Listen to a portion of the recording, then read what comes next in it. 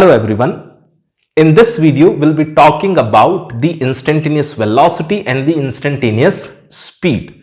Though average velocity characterize a lot of things about the motion, but on the other side, it can miss a lot. For example, suppose on a straight long highway, you travel 100 kilometers in 2 hours.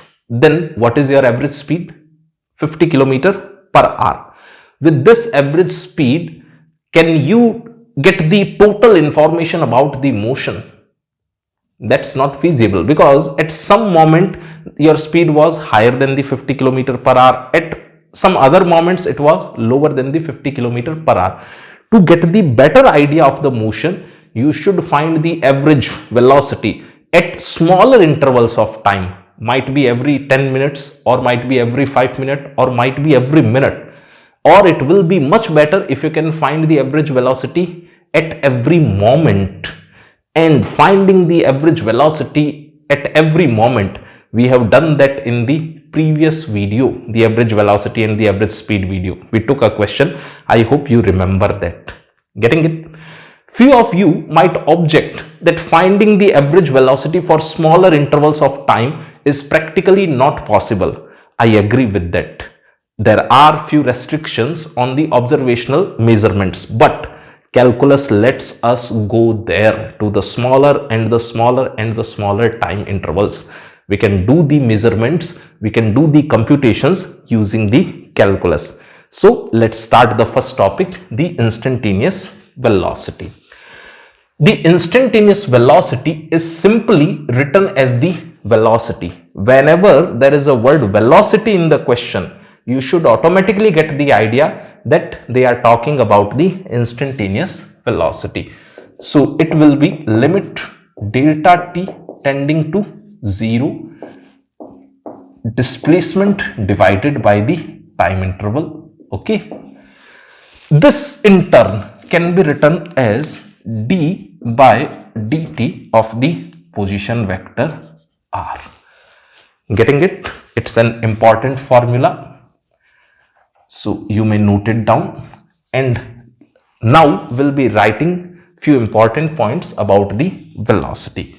Number one, if we look at the formula, that velocity is a vector quantity, okay, because the position is also a vector quantity. Its SI unit is meter per second, simple. The position is measured in meter and time is measured in second. Third important point, the dimensional formula. I hope looking at this unit, you can speak up the dimensional formula. It should be mass to power 0, length to power 1 and time to power minus 1. Okay. This velocity can be negative, 0 or positive. Here negative and positive only indicates the direction. Suppose you choose this direction to be positive and this to be negative. If particle is moving in this direction, you will assign the v vector as the positive. Particle is moving in this direction, you will assign this v vector as a negative sign. Getting it? So I am writing that here, this positive and negative, they indicate the direction. Okay. Writing up the next important point. The area enclosed between the velocity versus time graph and the time axis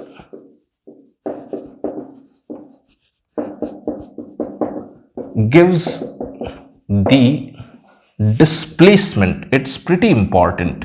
We'll be taking up numerical examples to illustrate it.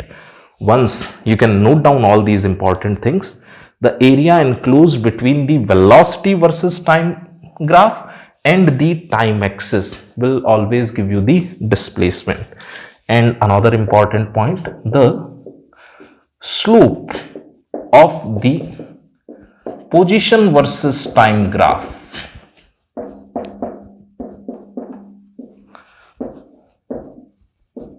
gives the instantaneous velocity. Okay, for this also we'll be taking up numerical questions, examples. You may note it down up to here, then we'll go to the next screen and we'll be writing the remaining important points. If you have any doubt, you can fire up the chat box, note it down. Let's write the few more important points. Velocity is a frame dependent quantity. For example, suppose right now you are sitting in your home, some of your friend calls you and asks you how much is the velocity of your home. What will be your answer? 0. Simple thing. Now that friend calls to some astronaut who is right now in the International Space Station. What that astronaut will reply about the velocity of your home? According to that astronaut, entire earth is in motion, your home is in motion. So for that astronaut, the velocity of your home is non-zero. So velocity is a frame dependent quantity. Next important point, the direction of instantaneous velocity is always along the tangent to the path. It's pretty important.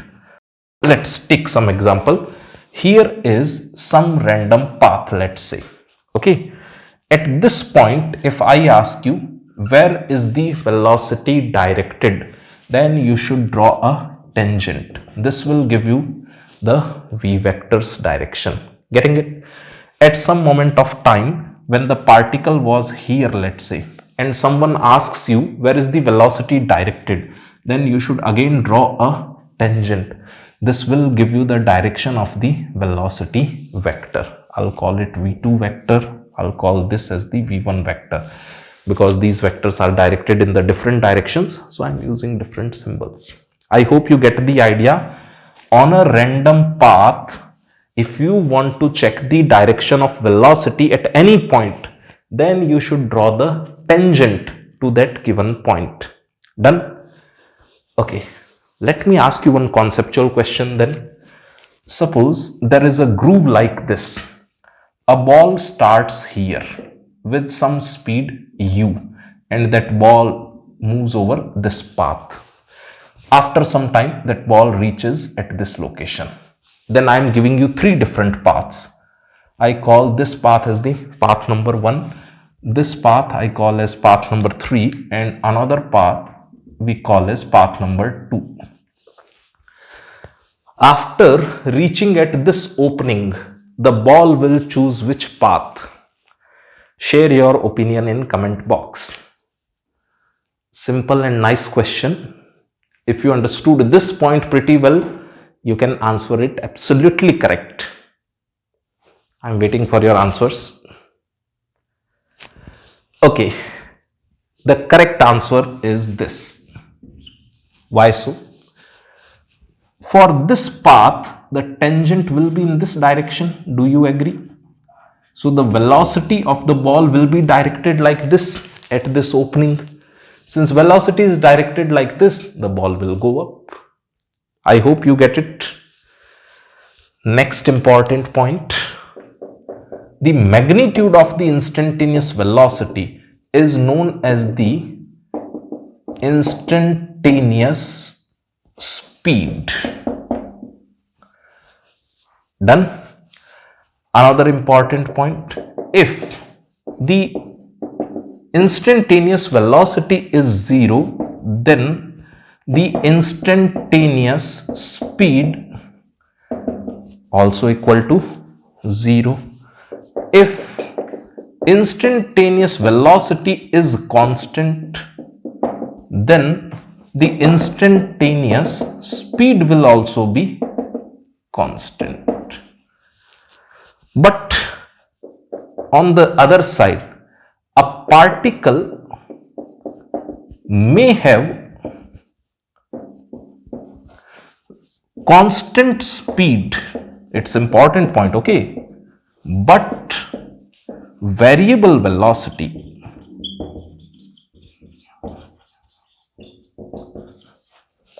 it's super important. Particle may have constant speed but variable velocity. I'm giving you the example. Suppose there is a circle, okay. On this circle, particle is moving with constant speed of 10 meter per second. So at this moment, I show the speed as 10 meter per second and direction of velocity vector is tangential to the path like this. Particle reaches to this point, then I'll show the velocity vector in this direction. But the speed will yet remain 10 meter per second. Okay. So the speed is constant, but the direction of velocity vector is continuously changing, and velocity is a vector quantity. If its direction is changing, you will say the velocity is changing, the velocity is variable. I hope you understand this. At every point of the path, the velocity is in the tangential direction. So the magnitude is constant, but since the direction is changing, you will call it to be variable velocity. Getting it? I am explaining the meaning of the variable velocity again here. What do we mean by the term variable velocity?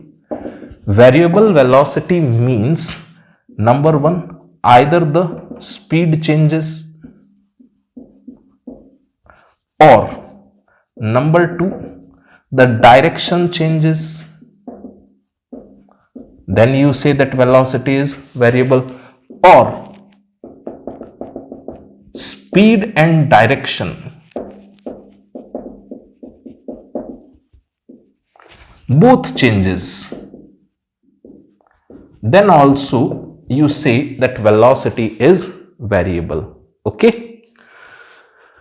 And what do you mean by the constant velocity?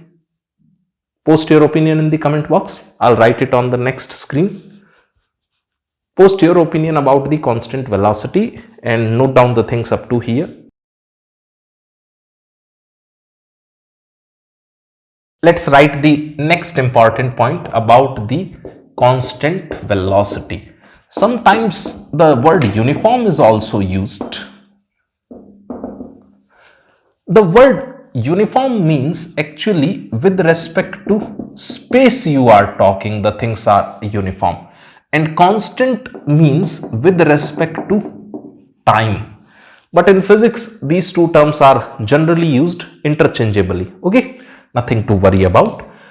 The constant velocity or uniform velocity means that the magnitude of the velocity and the direction of the velocity both are constant. I'm writing that here. If these two things are constant, can you tell me the type of the motion the particle will be performing with the constant velocity? Think about it. Magnitude of velocity is constant as well as direction is also constant. Correct. The particle will perform rectilinear motion along a straight line with the constant speed, because particle has to maintain the same direction, and since this is constant, so the speed is also constant. Getting it? Let us write the next important point. There is no definite relation between the direction of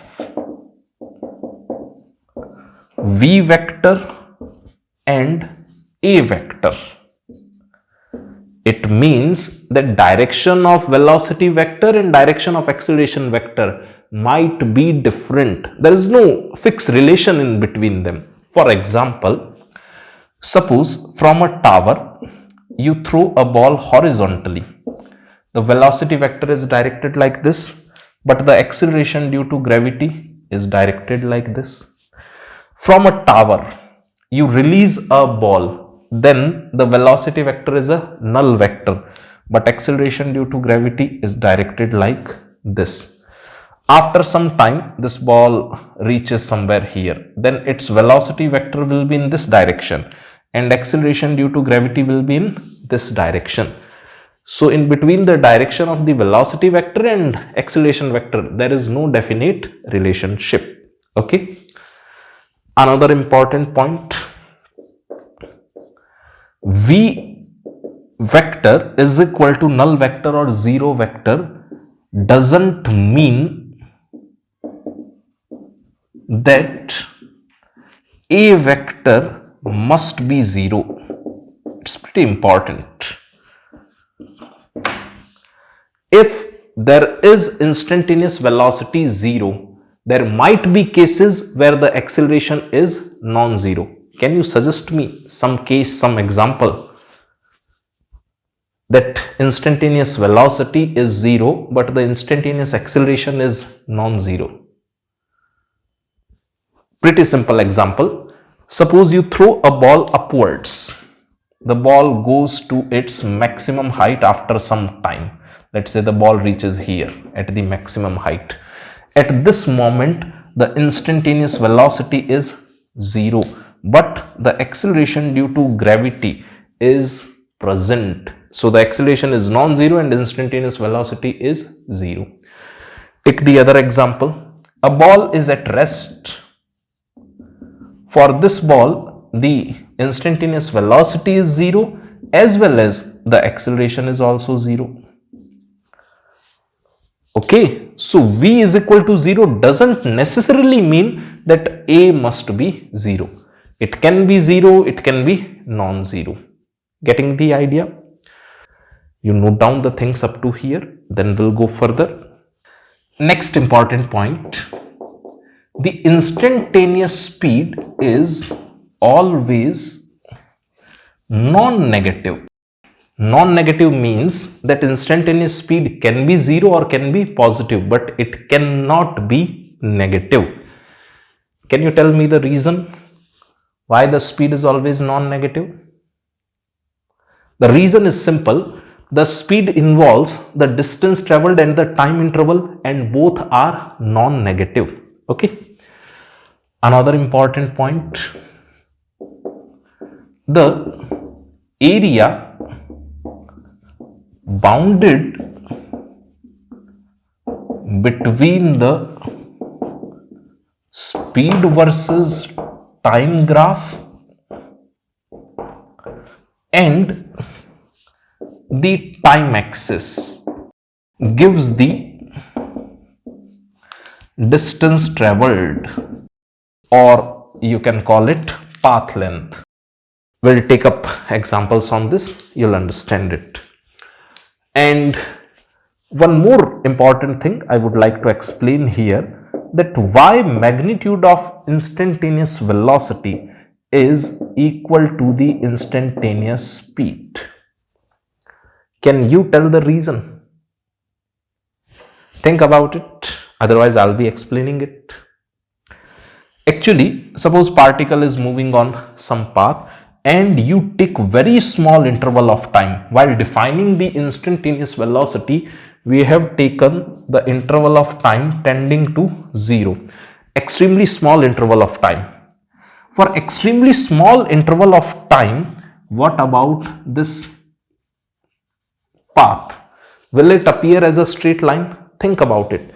You take extremely small interval of time, then the given path will appear as a straight line. For that straight line path, the magnitude of displacement and the distance traveled are equal.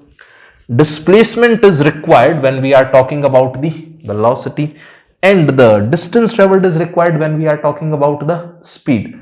For unidirectional motion, the distance traveled and the magnitude of displacement will become same. That's why these two things are equal. Getting it? Note it down. Then we'll be taking up numerous good questions to understand these concepts very well. We have a position versus time graph as shown, and we need to find the velocity at these moment of time. Do you remember how to find the velocity from the position versus time graph? Post your answer in the comment box. More you write, better you'll understand. Correct. The slope gives the velocity. So let's start the calculations. For first part of the answer, we need the slope at t is equal to 1 second. T is equal to 1 second moment might be somewhere here. And at this point, how much is the slope of the curve? You know that it is 1045 degree.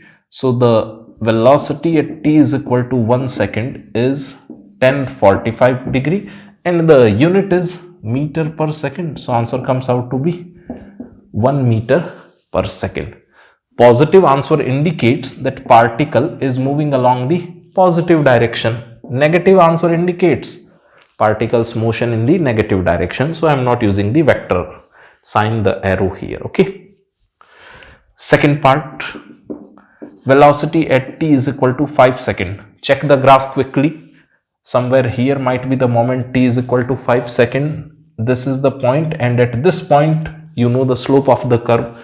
It is actually 0 degree, and you get your answer. Clear?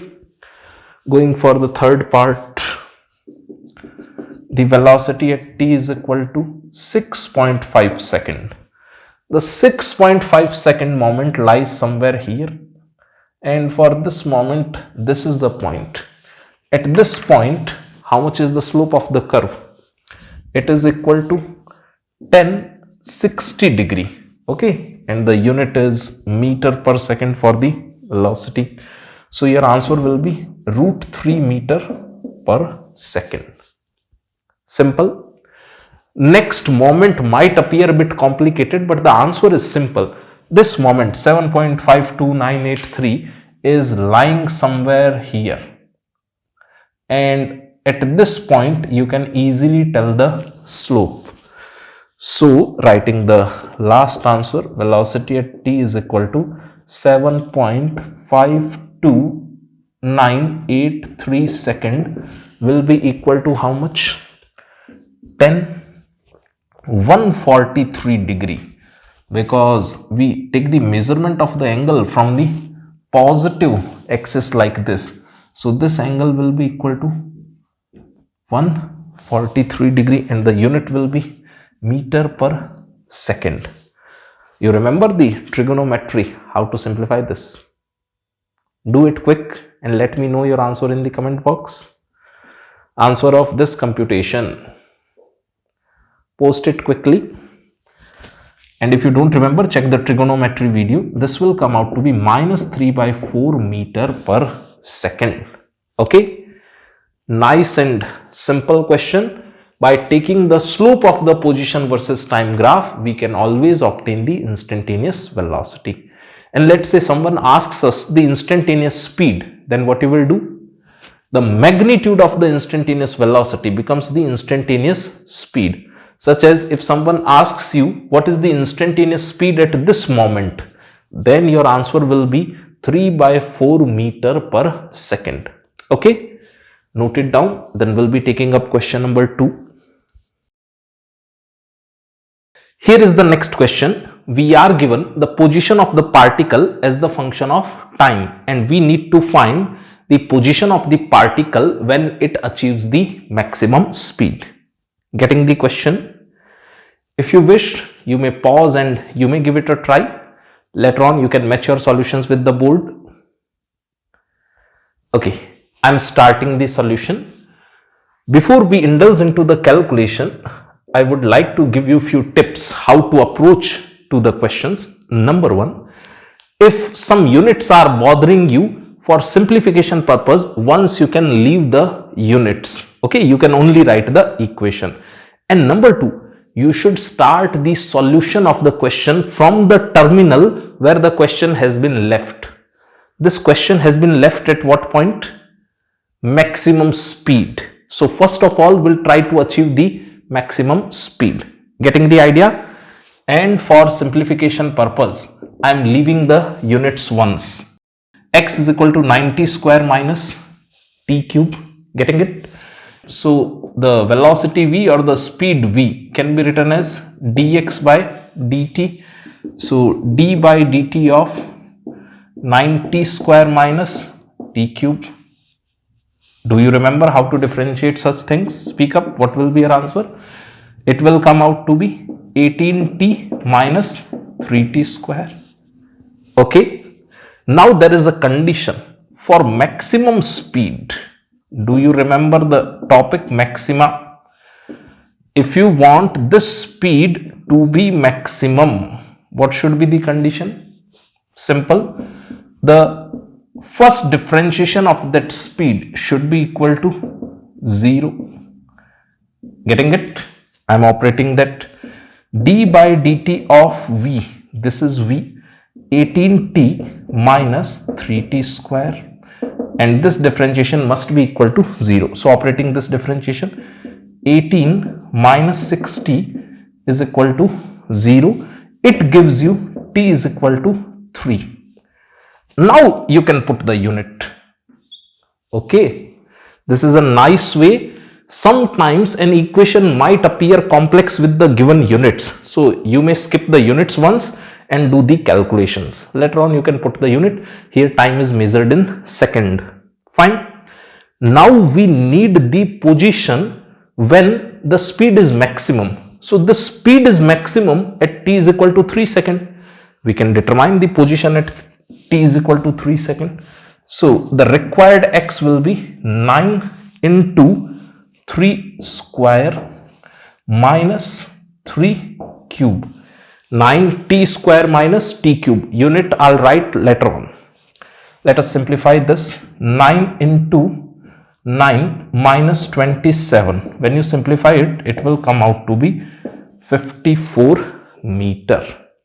Note it down, then we'll be taking up the next question. Here is the next question, and it's a brilliant one. We are given a position vector and we need to find the distance traveled in the initial 10 seconds. Do you remember any formula for the distance traveled? If you have watched the previous videos carefully, you might be knowing the formula. Correct. This is the formula for the distance traveled. We'll be utilizing it. Okay. If you wish, you can try and then post your answer in the comment box. Otherwise, you can match your solution from the board. I'm starting the solution. As usual, to make the calculations bit simple, I'll skip the units once. So R we can write as 3t square I cap plus 4t square j cap plus 7 k cap. Okay. Done. Now we need the velocity vector, which is equal to d by dt of position. Done. You know how to differentiate these things. The differentiation of t square will become 2t. So here we are left with 6t I cap plus 8t j cap. 7 is a constant. Its differentiation will become 0. Now I need the mod v. Mod v will be equal to root of I cap coefficient square plus j cap coefficient square. Simplifying this, we'll get it as 10t. Now we'll use this formula for the distance traveled. The distance traveled should be equal to mod v dt, and the limit of time goes from 0 second to 10 second. Okay. Let us simplify this thing. 0 to 10t dt. I hope you remember how to compute this. 10 is a constant. It will be taken outside. When you operate this, you'll get t square by 2, and the limit is from 0 to 10.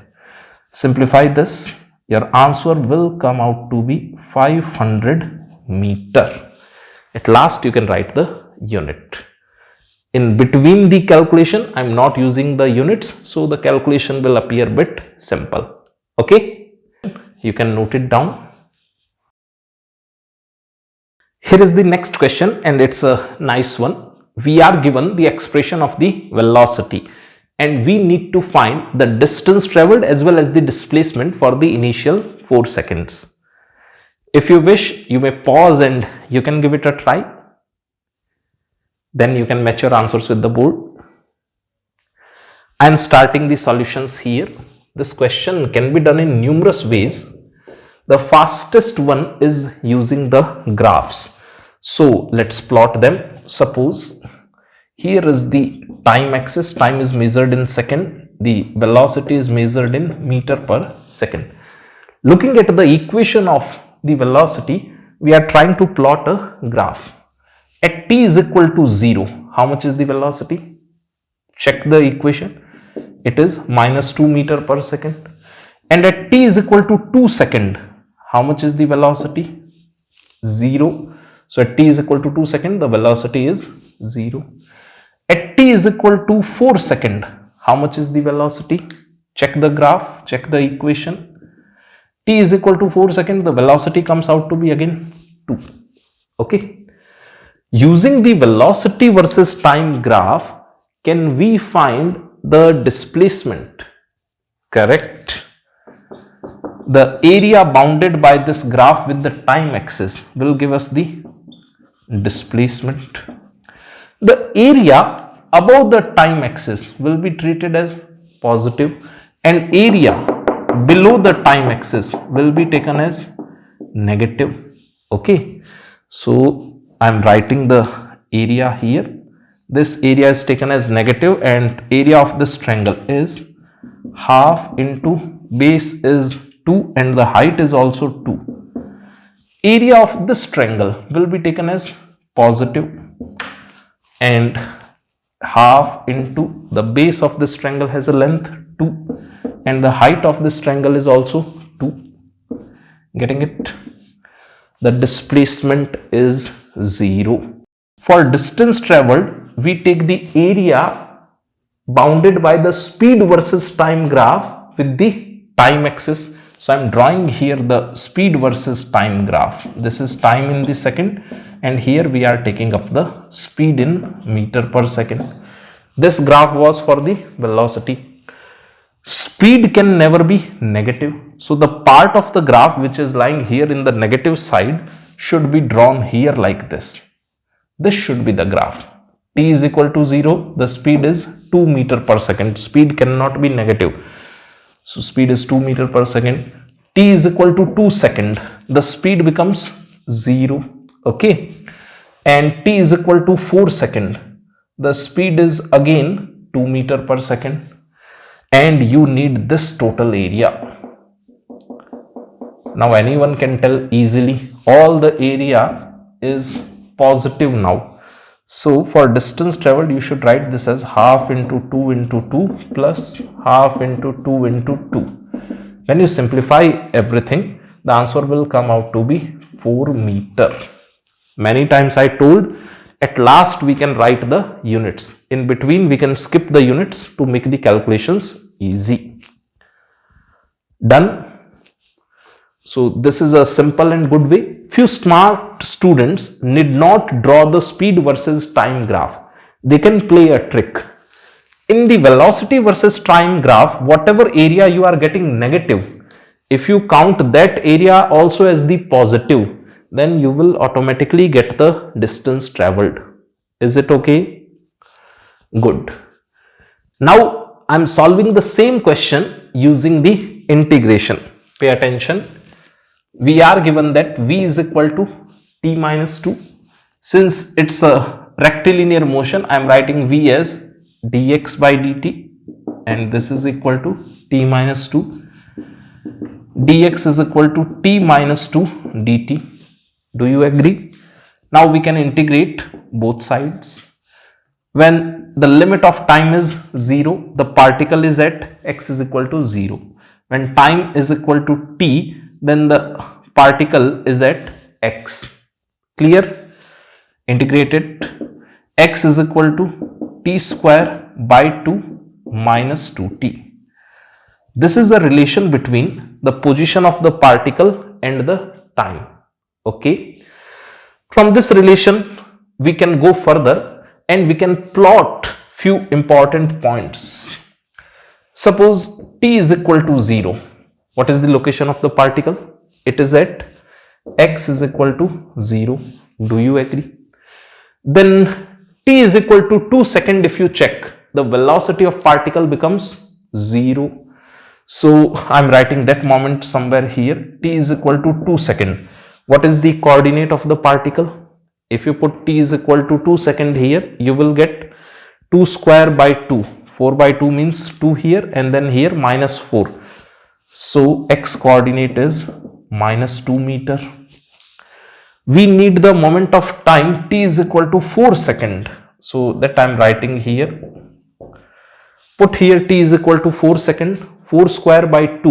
16 by 2 is 8. 2 into 4. It will also become 8. So t is equal to 4 second. The x coordinate again becomes 0. If x coordinate is 0, it means I should bring this point here only. So I am writing that here. T is equal to 4 second. The x coordinate again becomes 0.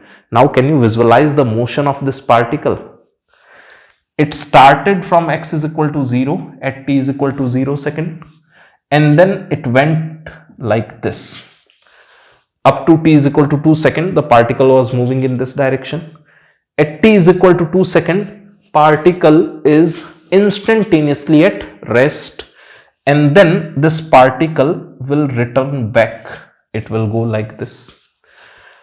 For 4 second time interval, if you check the distance traveled, then it will be 2 meter plus 2 meter, 4 meter. And if you check the displacement for this time interval 0 to 4 second, the initial and final position is same. So the displacement will become 0. Getting the idea? This is another way. Okay, let me ask you another question. What about the speed of the particle for the time interval 0 to 4 second? It is continuously increasing, continuously decreasing, initially increasing, then decreasing, or initially decreasing, then increasing. What is your opinion? Actually, looking at this motion, you can easily tell. The correct answer is, for the time interval 0 to 4 second, the speed of particle is initially decreasing and then increasing. Check it here. From here to here, if you check the motion at t is equal to 2 second, particle has to come to rest.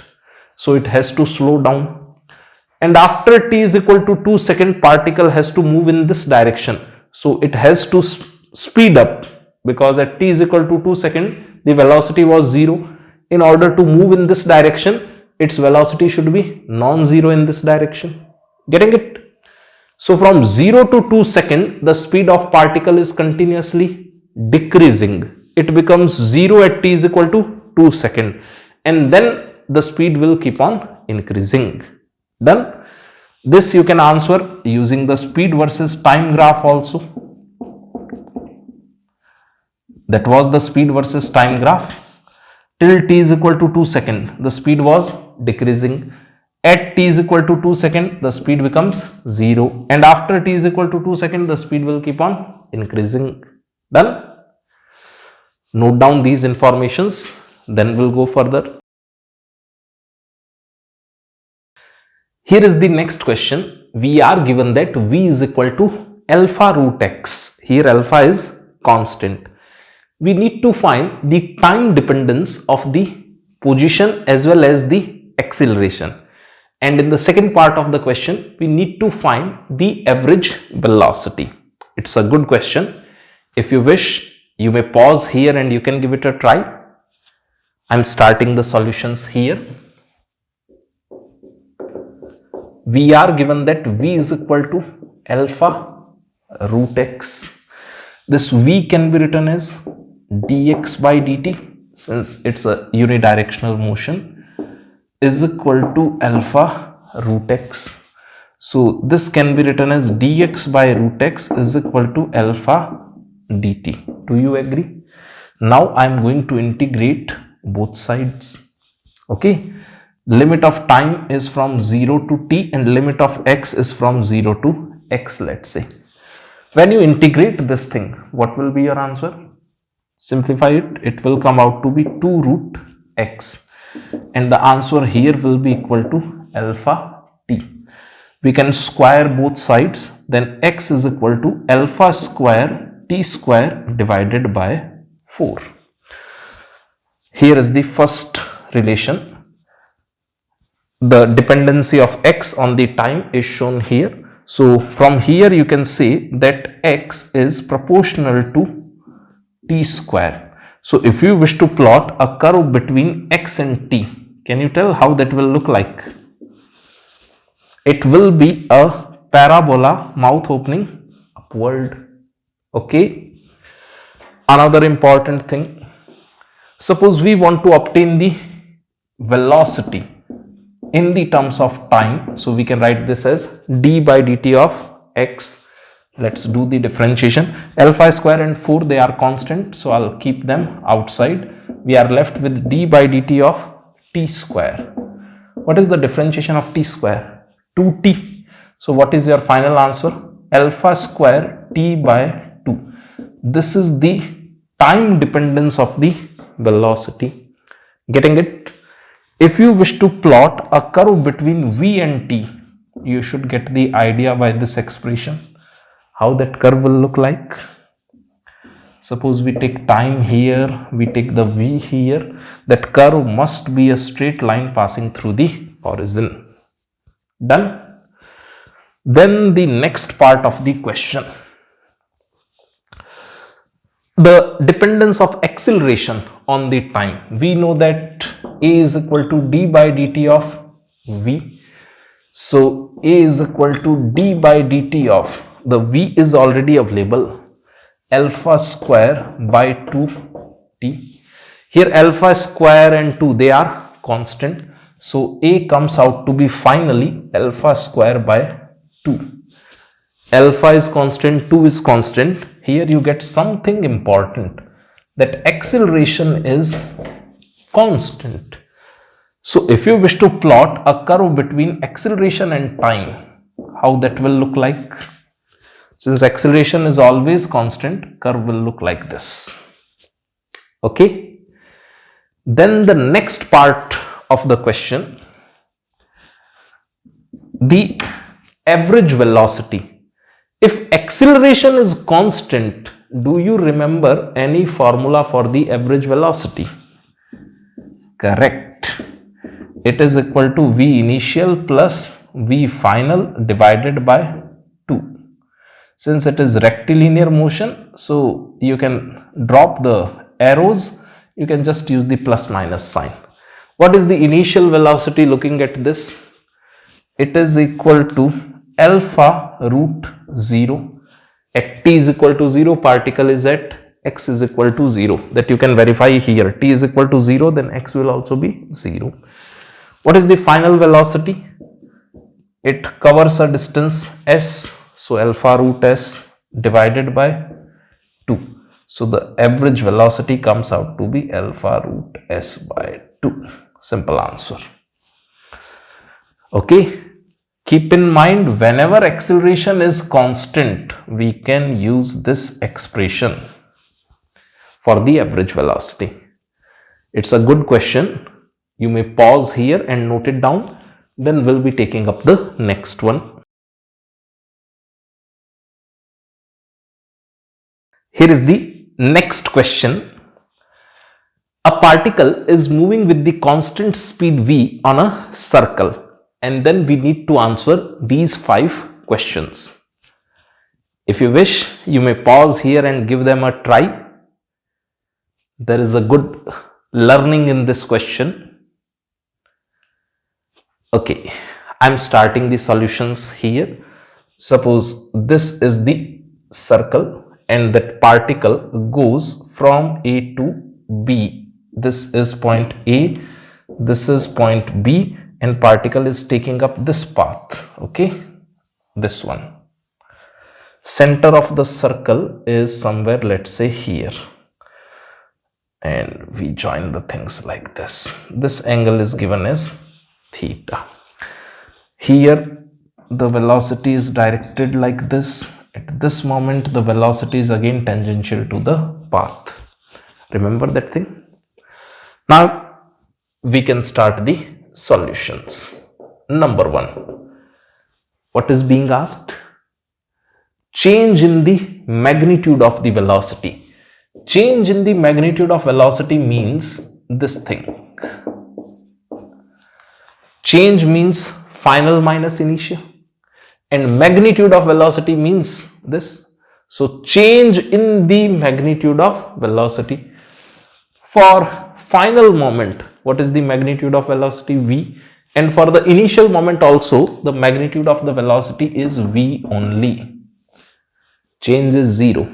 You can tell it directly actually. The speed is constant and the magnitude of the velocity is the speed, and speed is constant only. So the change in that speed is 0. Second part, magnitude of change in velocity means this thing. Magnitude of change in velocity. Clear? For this we have a formula. This is equal to V final square plus V initial square 2 V final V initial cos theta. Do you remember vectors? If you don't remember, check the video of the vector subtraction. The magnitude of the final speed is, or final velocity is V. Magnitude of the initial velocity is also V minus 2 V cos theta. We can simplify it further. This is 2V square minus 2V square cos theta. Here what is theta? Theta is the angle between V final and V initial. And here is the V initial directed, here is the V final directed. In vector form, if you want to show the things, in this direction we have the V final vector, and in this direction we have the V initial vector. How you will find angle between these two vectors, V initial and V final? There is a good trick. If you remember the mathematical tools video, the angle between two straight lines and the angle between their corresponding perpendiculars are always same. So if these two are considered as the straight lines, this one and this one, where are their corresponding perpendiculars? For this straight line, this is the perpendicular. Do you remember? And for this straight line, this is the perpendicular. Do you get this?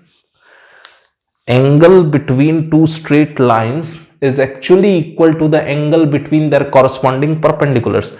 And what is the angle between these corresponding perpendiculars? It is theta. So the angle between VF and VI will also be theta. Okay. You can simplify it further. It will come out to be 2V sine theta by 2. This is answer for the second part. Little bit trigonometry has been used here. Think about that. Then it's time to answer the third part. Speak up. What is your answer for the average speed? Actually, answer is simple. The speed is constant.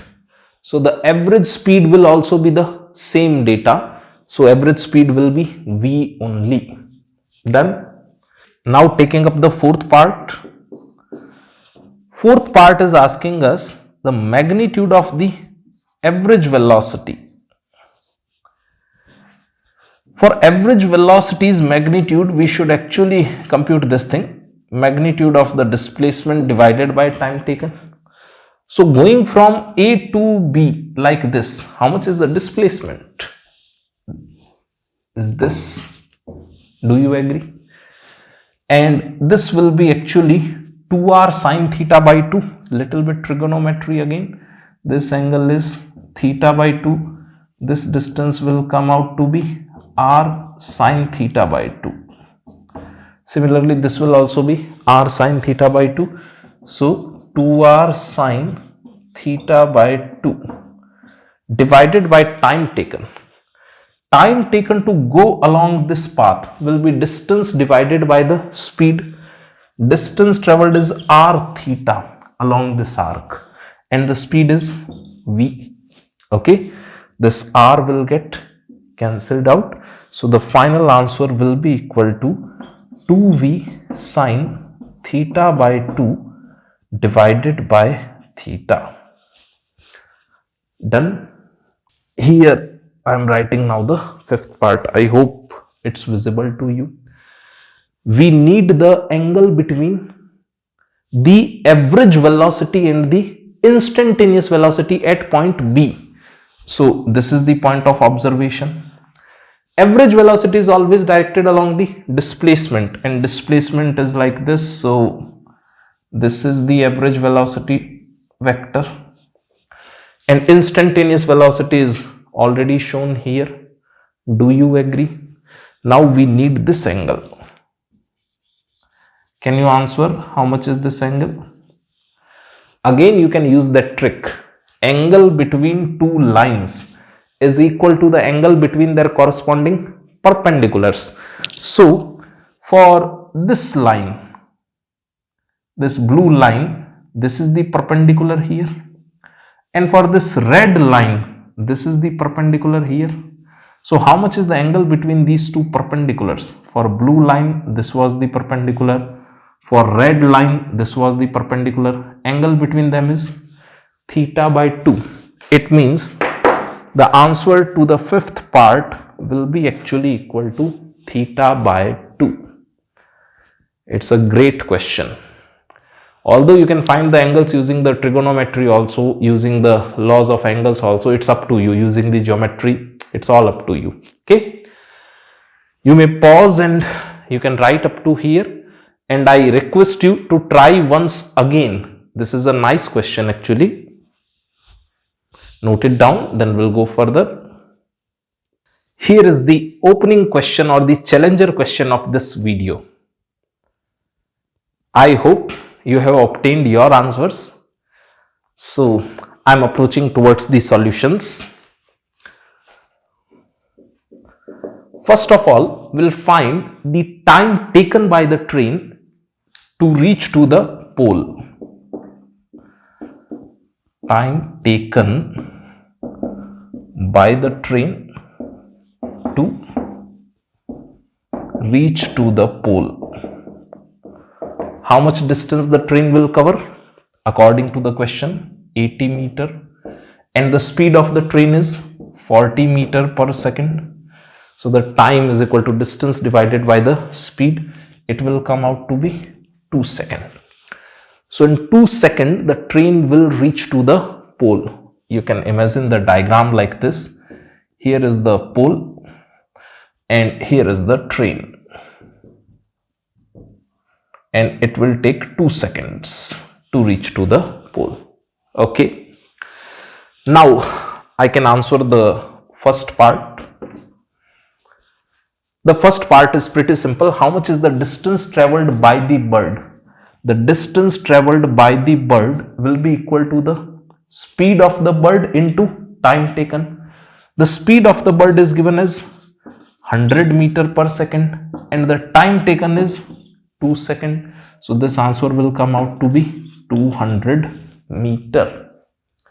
What if someone asks you how many trips will be taken by this bird Hedwig? I hope you remember the answer. In all such questions, the number of trips for the bird is infinity. Why infinity? The train will reach at some moment here. The bird touches the train and goes back. After that, the train will reach somewhere here. The bird touches the engine and comes back, touches the engine and comes back, and it will keep on happening. So the number of trips will be actually infinity. Think about it. Going for the second part of the solution, and this is a bit interesting. In second part also, the time taken by the bird will remain 2 seconds only. But while going forward, it's traveling with the speed of 100 meter per second. And while coming backward, the bird is traveling with the speed of 120 meter per second. Getting it? So what I'll do, while going forward, that distance I'll indicate by SF. And while coming backward, the total distance traveled I'll indicate by SB. So let's do the calculation. Total distance traveled in forward direction is taken as SF. Okay, and that SF will be equal to 100 into t. Let's say for this 2-second time interval, the bird is traveling in the forward direction for a total time t. Done. Total distance traveled in backward direction, that I'll indicate as SB. SB will be equal to 120 multiplied with 2 minus t. Do you get this? Because in 2-second time interval, let's say the bird travels in the forward direction for time t, then in backward direction it will travel for the time 2 minus t. Do you agree? Now, what should be the net displacement of this bird in this case? Actually, it should be 0. The bird starts from the pole and reaches back at the pole. Getting it? And here is something important. If the displacement of this bird is 0, then distance traveled in forward direction and distance traveled in backward direction, they must be equal. It's pretty important. I'm writing here, since the displacement of Hedwig is 0. Therefore, the distance traveled in forward direction should be equal to the distance traveled in the backward direction. Done. We can simplify this expression easily. Here is the shortest of the space. So I recommend you to do the calculation. Do it quick. 100t is equal to 120 into 2 minus t. Simplify this. On doing the calculation, you'll come to know that t is equal to 12 by 11 second. Okay. So for 12 by 11 second, the bird will be traveling in the forward direction, and then 2 minus 12 by 11 second, it will be traveling in the backward direction. Now I can answer the second part very easily. Total distance traveled by the bird will be equal to SF plus SB, the distance traveled in the forward direction as well as the distance traveled in the backward direction. Or the same answer, few other smart students can write as 2SF or 2SB. Why so? Since the displacement of Hedwig is 0, it means whatever distance it has traveled in the forward direction, same distance it has traveled in the backward direction. So for the total distance traveled, you can take this one or you can take this one. Getting it? Compute it further. You should use this value of time here, and then you'll get your answer. Report your answer. That is shortest of the space. On doing the entire calculation, your answer will come out to be 2400 by 11 meter. Okay, it's a simple but nice question. I hope you all got the correct answers. Let me know in the chat box how many of you got the correct answers. Then we'll be taking up the next question. Here is the next question. We have a velocity versus time graph, and we need to find the average velocity as well as the average speed for the time interval 0 to 6 seconds. Okay. Simple formula based question. You may post your answers in the comment box. I'm starting the solution here. We know the formula for the average velocity. It is equal to displacement divided by the time interval. And how we find the displacement from a velocity versus time graph? This area here will be taken as positive, and the area bounded here will be taken as negative. Let us compute it. This area is easily available, 2 into 10 length into breadth, plus area of this triangle will be equal to half into 2 into height is 10. And this area will be taken as negative, so I am putting here a negative sign. It is half. The base of this triangle has the length 2 and this height is 10. Okay, so this and this is getting actually nullified. The time interval is 6 seconds. So it will come out to be 10 by 3 meter per second. Done. Next part is asking us the average speed. The average speed is equal to distance traveled divided by the time interval. How we get the distance traveled? From the velocity versus time graph. Take all the area as the positive, or you can draw the corresponding speed versus time graph.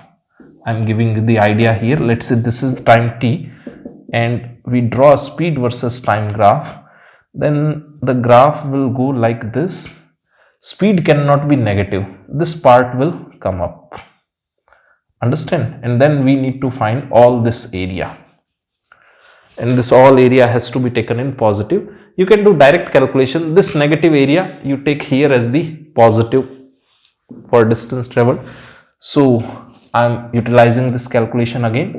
2 into 10 plus half into 2 into 10. Instead of negative, we have to take the area as positive this time. Half into 2 into 10 divided by the time interval is 6 seconds. Let us compute it. This is 20 plus 10 plus 10. So 40 by 6 means 20 by 3 meter per second. Clear? So no need of plotting the speed versus time graph again and again. For distance traveled, you consider all the area to be positive. And for displacement, the area above the time axis is positive and area below the time axis has been taken as negative. Okay. Similar questions you will get in the checkpoint. Note it down. Stay awesome. Take care.